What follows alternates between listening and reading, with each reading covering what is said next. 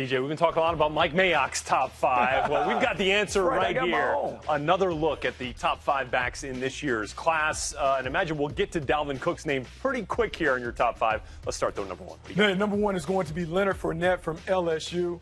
You talk about a classic old school running back, a banger, guy that does his damage between the tackles. He is someone that I think you can lather up, give it 25, 30 times a game in an old school manner. When I think about the ideal team for him to go to, the Carolina Panthers, team that can appreciate an old school running back, a guy that can line up in the dot, Fournette is a nice fit in Carolina. No question that would allow the Panthers to keep pounding as they like to do. Who you got at number two? Here we go, Dalvin Cook. Dalvin Cook talked about his ability to run inside and outside, catch the ball out the backfield. He kind of described what today's back is. He fits that mold. He's a guy that is terrific in space, does a great job in the passing game. And because of that, I'm going to reunite him with Jameis Winston in Tampa Bay.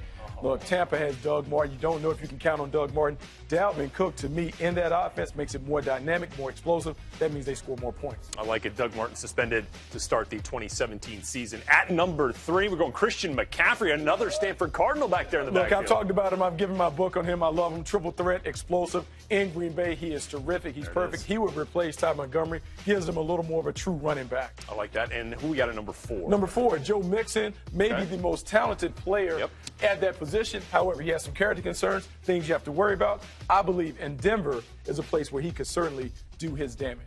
Teaming up with C.J. Anderson and Devontae Booker, who they drafted just a year ago. I think he's an upgrade over those two. All right. So comes in and is already a candidate to top the depth chart there. Who are we finishing off here with it? Here we go, Alvin Kamara. Alvin Kamara, to me, you talk about Christian McCaffrey. If you can't get Christian McCaffrey, Alvin Kamara is the next best thing. He also is dynamic, a triple threat, runner, receiver, return specialist. Terrific hands, explosive stop-start quickness, and has the ability to take it the distance from anywhere on the field. I know there's some concerns about his ability to carry the load, but he's so special in other areas. I'm willing to say that he's a Jamal Charles clone, and I'm going to put him there in Kansas City. How does he fit in then with Charkandrick West and Spencer Ware? Make a nice little three-headed They can't have enough running backs in Kansas City. One thing that Andy Reid has shown is that he can take a variety of running backs, put them in a mix, and find a way to get them production. I like Kamara in that spot, particularly with Charles no longer there. So a year ago, we saw Ezekiel Elliott go number 4 to the Cowboys. It was about as perfect a marriage as you could imagine. It was a dream scenario, right? They had the great offensive line, wanted to feature the running back.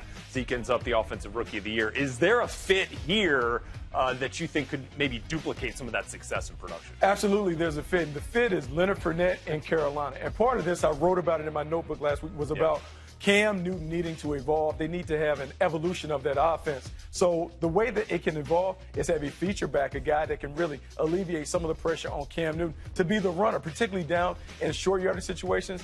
Leonard Fournette is violent. He finishes, runs the right way. I believe he's a guy. You talk about Jonathan Stewart being there. He can be there another year, but this guy can take Jonathan Stewart's place. He can be the bell cow that can really get the Panthers over the hump for a long time. I like it. That would be a dangerous combination in that NFC South.